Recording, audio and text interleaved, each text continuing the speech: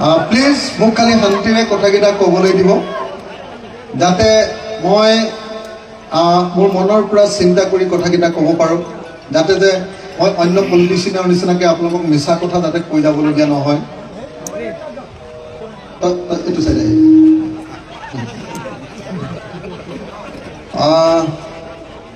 শ্ৰদ্ধেয় ৰাইজ আজি আপোনালোকৰ ইয়ালৈ যেতিয়া আহি আছোঁ যিটো ৰাস্তাত আহি আছোঁ সেই ৰাস্তাটো চালে যিকোনো এজন মানুহে কৈ দিব যে চৰকাৰে নাওবৈচাৰ মানুহক বেয়া পায় হা যিটো ৰাস্তাত আহিছোঁ কঁকালটো যেনে তেনেহে মানে জোৰা লাগি ৰৈ থাকিলে এনেকুৱা এনেকুৱা এনেকুৱা এনেকুৱা কৰি আহিছে বুজিছা নাই গাড়ীখন ঠেকেচি ঠেকেচি আহিছে মই আজিজোৰক কৈছোঁ কঁকাল ভাঙি বুলিহে আনিলি যেন পাইছোঁ শ্ৰদ্ধেয় ৰাইজ মই আপোনালোকৰ তেখেতসকলে দিগদাৰ পাইছোঁ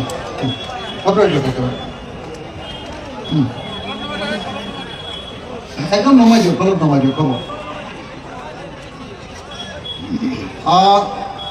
শ্ৰদ্ধেয় ৰাইজ মই এতিয়ালৈকে গড়কাপ্তানি বিভাগ PWD ডিপাৰ্টমেণ্টৰ চিফ ইঞ্জিনিয়াৰ PWD ডিপাৰ্টমেণ্টৰ মুখ্যমন্ত্ৰীৰ OSD তথা স্পেচিয়েল ছেক্ৰেটাৰী অসমৰ মুখ্যমন্ত্ৰী ডাঙৰীয়া এই সকলোকে যোৱাবাৰ যেতিয়া মই ইয়াতে গণসমাৱেশ কৰিবলৈ আহিছিলোঁ কি চাৰিআলি কয় পাভ চাৰিআলিত যেতিয়া গণসমাৱেশ কৰিবলৈ আহিছিলোঁ তেতিয়া ৰাস্তা দেখিয়ে আপোনালোকৰ 32টা ৰাস্তা অতি সোনকালে বনাব লাগে বুলি মই তেখেতসকলক অনুৰোধ কৰিছিলোঁ তাৰ পাছত মই এতিয়ালৈকে তিনিবাৰ তেখেতসকললৈ ফোন কৰিছোঁ আজি লাষ্টবাৰৰ কাৰণে আপোনালোকৰ ইয়ালৈ আহোঁতে মই তেখেতসকলক ফোন কৰি আহিছোঁ যে নাওবৈচাৰ ৰাস্তা কেতিয়াৰ পৰা বনাব তেখেতসকলে মোক কৈছে যে ইয়াৰ এক্সিকিউটিভ ইঞ্জিনিয়াৰক দায়িত্ব দিছে লখিমপুৰৰ PWDৰ তেওঁলোকে গোটেই ৰাস্তাবিলাক ভালকৈ তেওঁলোকক এষ্টিমেট বনাই দিছে আৰু অচিৰেই ব্যৱস্থা ল'ব বুলি মোক আজি চিফ ইঞ্জিনিয়াৰ আৰু স্পেচিয়েল ছেক্ৰেটাৰী তথা মুখ্যমন্ত্ৰীৰ OSDয়ে মোক জানিবলৈ দিছে কিন্তু এতিয়ালৈকে কামটো যিহেতু আৰম্ভ হোৱা নাই মই আজিজোৰক কৈছিলোঁ যে আজিজোৰ ভাই আজি যেতিয়া মই নাওবৈচালৈ গৈছোঁৱে গোটেই ৰাইজক কোৱা সকলো ৰাইজক লগত লৈ মই যিটো ভগা ৰাস্তা সেই ৰাস্তাটোতে এটা আন্দোলন কৰিব খোজোঁ মই অলপ আগতে মানে আজি ৰাতিপুৱাই আজিজোৰক কৈছিলোঁ যে গোটেই অসমত জনাই দিব লাগে যে আমি যেতিয়া লখিমপুৰ জিলালৈ আহোঁ আমি যেতিয়া নাওবৈচা সমষ্টিলৈ আহোঁ তাত মানুহ অহা যোৱা কৰিব পৰা অৱস্থাত থকা এটাও ভাল ৰাস্তা নাই এয়াই হ'ল হিমন্ত বিশ্ব শৰ্মা চৰকাৰৰ বিজেপি চৰকাৰখনৰ প্ৰকৃত উন্নয়নৰ ছবি হিমন্ত বিশ্ব শৰ্মাই যে ইমান পিতাহী মাৰি থাকে মাৰেনে নামাৰে কি বুলি কয় যে আমি অসমক ভাৰতৰ 1 নম্বৰ ৰাজ্য কৰোঁ মই মুখত বেয়া শব্দ এটা আহি গৈছিলে কি বুলি আহিছিলে জানে মূৰাটো কৰিছা এনেকৈ বুলি আহি গৈছিলে হয়নে নহয় কওকচোন অসমক ভাৰতৰ 1 নম্বৰ ৰাজ্য কৰিম বুলি তেখেতে গোটেই নিৰ্বাচনতে প্ৰতিশ্ৰুতি দিছিলে নে নাই দিছিলে মই ভাবোঁ যে গোটেই ভাৰতবৰ্ষৰ ভিতৰতে চাগে আটাইতকৈ বেয়া ৰাস্তাকেইটা নাওবৈচা বিধানসভা সমষ্টিত আছে হিমন্ত বিশ্ব শৰ্মাৰ মুখ্যমন্ত্ৰী হোৱা অসমত আছে আৰু সেইকাৰণে ৰাস্তাৰ ক্ষেত্ৰত চাগে অসম ভাৰতৰ 1 নম্বৰটো বাদ দিয়ক ৰাস্তাৰ ক্ষেত্ৰত চাগে বেয়া ৰাস্তাৰ ক্ষেত্ৰতহে অসম ভাৰতৰ 1 নম্বৰ ৰাজ্য হ'ব মই সকলোকে এবাৰ অনুৰোধ জনাইছোঁ আৰু মই সংবাদকৰ্মীসকলক আহ্বান জনাম যে মই ৰাইজসকলক সুধিব খুজিছোঁ যে আপোনালোকে ৰাস্তাকেইটা ভাল কৰাটো বিচাৰে নে নিবিচাৰে বিচাৰে নে নিবিচাৰে বিচাৰে নে নিবিচাৰে? বহি থকা ঠাইতে হাতৰ মুঠিটো এনেকৈ তুলিবলৈ অনুৰোধ কৰিম। আৰু তুলি সকলোৱে মই এটা বাক্য কৈ দিম অসমৰ মুখ্যমন্ত্ৰীৰ কাৰণে। এই বাক্যটো সাংবাদিকসকলে এতিয়া টিভিত কেমেৰাত আবদ্ধ কৰিব আৰু সেই বাক্যটো মুখ্যমন্ত্ৰীয়ে যাতে পাইগৈ এই কথাখিনি কৈ দিব। মই কৈ দিছোঁ, সকলোৱে হাত তুলিব। যিমান আছে আমাৰ ইয়াত থকাখিনিও হাত তুলিব। সকলোৱে হাত তুলিব। সকলোৱে আপোনালোকৰ ৰাস্তাৰ কাৰণে সকলোৱে হাত তুলিব। এনেকৈ যদি দৰকাৰ হয় দুইখনে তুলি দিয়ক না, কি আছে? হ'ব, এতিয়া মই কৈ গৈছোঁ। এক মিনিট, এই জাগাটোৰ নাম কি একজেক্টলি? আজি লখিমপুৰৰ নাওবৈচা সমষ্টিৰ সোণাপুৰ অঞ্চলত অনুষ্ঠিত হোৱা বিশাল গণসমাৱেশত ইয়াত উপস্থিত থকা সকলো ৰাইজে অসমৰ মুখ্যমন্ত্ৰী ডাঙৰীয়াক অনুৰোধ জনাওঁ যে নাওবৈচা সমষ্টিত ভাঙি ছিঙি যোৱা 32টা পকা ৰাস্তা অচিৰেই নতুনকৈ নিৰ্মাণ কৰিব লাগে। আমি অসমৰ মুখ্যমন্ত্ৰী ডাঙৰীয়াক অনুৰোধ জনাইছোঁ, নাওবৈচাৰ ৰাস্তাবিলাক নতুনকৈ নিৰ্মাণ কৰা হওক। ভাগি যোৱা ৰাস্তাবিলাক পুনৰ নিৰ্মাণ কৰি মানুহক জীয়াই থকাৰ অধিকাৰ প্ৰদান কৰক। কোনো পধ্যে মানুহক এনেকৈ জীয়াটো নুভোগাব। অসমৰ মুখ্যমন্ত্ৰী ডাঙৰীয়াক আমি অনুৰোধ জনাইছোঁ, এই খৰালি কালতে নাওবৈচা সমষ্টিৰ সকলো ৰাস্তা নিৰ্মাণ কৰা হওক। ধন্যবাদ। হ'ব, মই নিজেও ৰেকৰ্ডিং কৰাই লৈছোঁ। এইটো অসমৰ মুখ্যমন্ত্ৰীলৈ অলপ সময়ৰ পাছত পঠিয়াই দিম। মুখ্যমন্ত্ৰীৰ ফোনত মই পঠিয়াই দিম। আমাৰ সাংবাদিকসকলেও এইটো মুখ্যমন্ত্ৰীৰ কাৰণে সংবাদ মাধ্যমৰ জৰিয়তে পঠিয়াই দিব। আৰু মই নিজে ইয়াৰ পৰা গৈ এখন মেমৰেণ্ডাম লিখি মুখ্যমন্ত্ৰীক দিম। আৰু এইবাৰ বিধানসভাৰ আগতে মুখ্যমন্ত্ৰীক এই বিষয়টোক লৈ লগো ধৰিম। আৰু যদি মুখ্যমন্ত্ৰীয়ে তাৰ পাছতো কাম নকৰে, অহাবাৰ বিধানসভা যিটো অধিৱেশন হ'ব ডিচেম্বৰ মাহত, তাত মই আপোনালোকৰ এই প্ৰশ্নটো উত্থাপন কৰিম।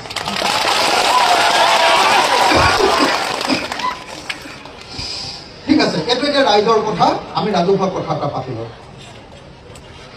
শ্ৰদ্ধেয় ৰাইজ, মই আপোনালোকক এটা কথা সঁচাকৈ কৈছোঁ। মই যেতিয়া জেলত আছিলোঁ,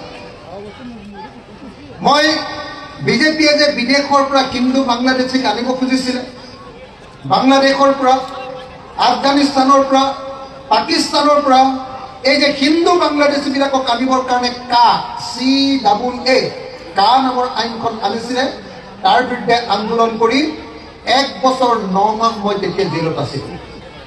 আপোনালোকে সকলোৱে জানে নহয় জানো? জানে।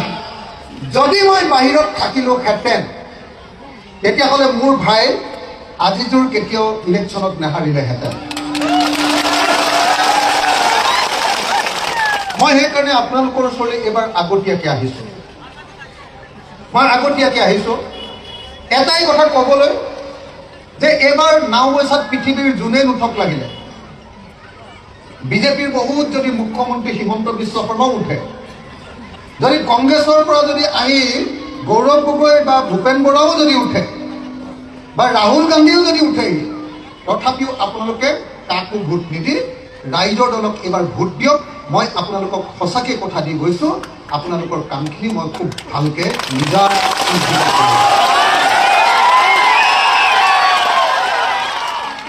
মই আপোনালোকক এটা কথা ক'ব খুজিছোঁ, ভাই আজিজোৰে আপোনালোকৰ সংখ্যালঘু জাতিটোৰ কাৰণে যিমান কাম কৰিলে,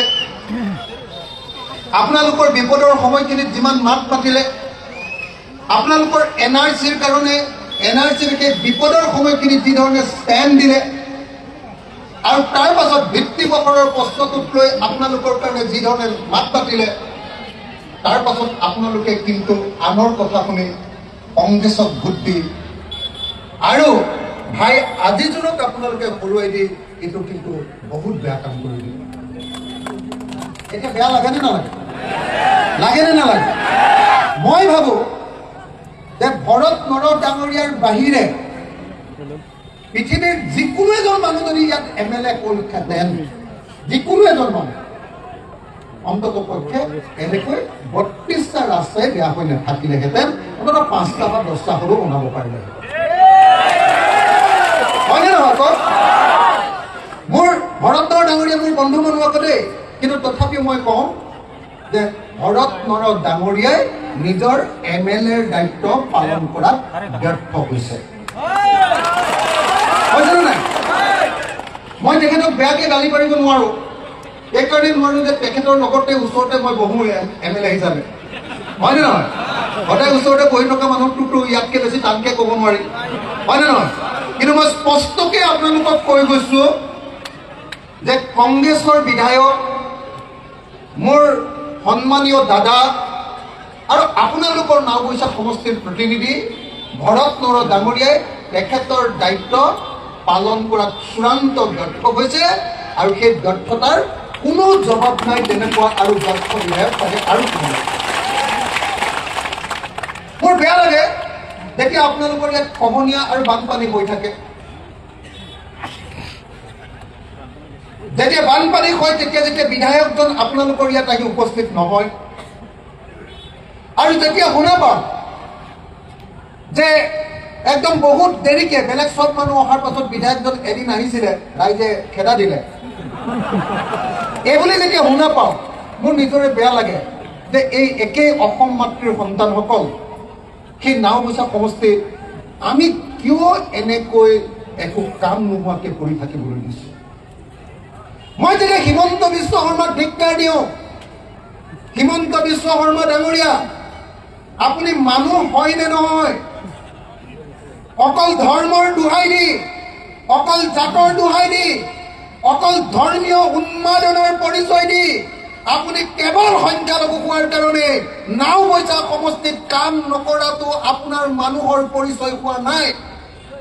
হয়নে নহয়? হয়নে নহয়? হয়নে নহয়? হিমন্ত বিশ্ব শৰ্মাই বেয়া কাম কৰিছে নে নাই? কি কাৰণে ৰাস্তা বনাবলৈ দিয়া নাই বুজা নাই? কি কাৰণে বনোৱা নাই? অকল আপোনালোক মুছলমান সংখ্যালঘু মানুহ হোৱাৰ কাৰণে আপোনালোকৰ ৰাস্তা বনোৱা হোৱা নাই। হয়নে নহয়? হয়নে নহয়? মানৱ ডেকা, লখিমপুৰৰ MLA মানৱ ডেকা আৰু আপোনালোকৰ MP কি নাম? প্ৰধান বৰুৱা। মোৰ নামটোৱে মুখস্থ নাই কাৰণ তেওঁ কোনোদিন দেখাই নাই, কোনো কামত দেখাই নাই। নিমাতি কয় না কামত নাই, অলগদ্ধ গছৰ মূঢ়া। হয়নে নহয়? একদম কতো এটা শব্দ কেতিয়াবা লোকসভাত মাত কথা শুনিছে নেকি? শুনিছে নেকি? সেই অলগদ্ধ MP প্ৰধান বৰুৱা আৰু দুষ্ট MLA, দুষ্ট MLA মানৱ ডেকাই আপোনালোকৰ ইয়াৰ গোটেইকেইটা ৰাস্তা কাটি নি বেলেগ ফালে বনাই দিয়ে। হয়নে নহয়? হয়নে নহয়? হয়নে নহয়? হয়নে? অকল সংখ্যালঘু মানুহ হোৱাৰ কাৰণে, কেৱল আৰু কেৱল আপোনালোক সংখ্যালঘু মানুহ হোৱাৰ কাৰণে আপোনালোকক এই শাস্তি দি থকা হৈছে আৰু আপোনালোকক এই শাস্তি দি থকাৰ বিৰুদ্ধে আপোনালোকে যদি মাত পাতিব নোৱাৰে তেতিয়াহ'লে কিন্তু আপোনালোকক আল্লাহও ক্ষমা নকৰিব। মই স্পষ্ট ৰূপত কৈ দিছো, স্পষ্ট ৰূপত মই আপোনালোকক কৈ দিছো, আপোনালোকৰ প্ৰতি বিজেপি চৰকাৰ হিমন্ত বিশ্ব শৰ্মাই অন্যায় কৰিছে। কৰিছে নে নাই? কৰিছে নে নাই? আপোনালোকৰ প্ৰতি সাম্প্ৰদায়িক বিজেপি চৰকাৰখনে ভীষণ অন্যায় কৰিছে, দুৰ্ঘোৰ অন্যায় কৰিছে। কৰিছে নে নাই? এই অন্যায়ৰ বিৰুদ্ধে যদি মাত নামাতে তেতিয়াহ'লে কিন্তু কোনো পধ্যে আপোনালোকেও কেতিয়াও ৰেহাই নাপাব। মই আপোনালোক সকলোকে এই অন্যায়ৰ বিৰুদ্ধে প্ৰতিবাদ কৰিবৰ কাৰণে অনুৰোধ কৰিছোঁ আৰু দৰকাৰ পৰিলে এমাহৰ পাছত মই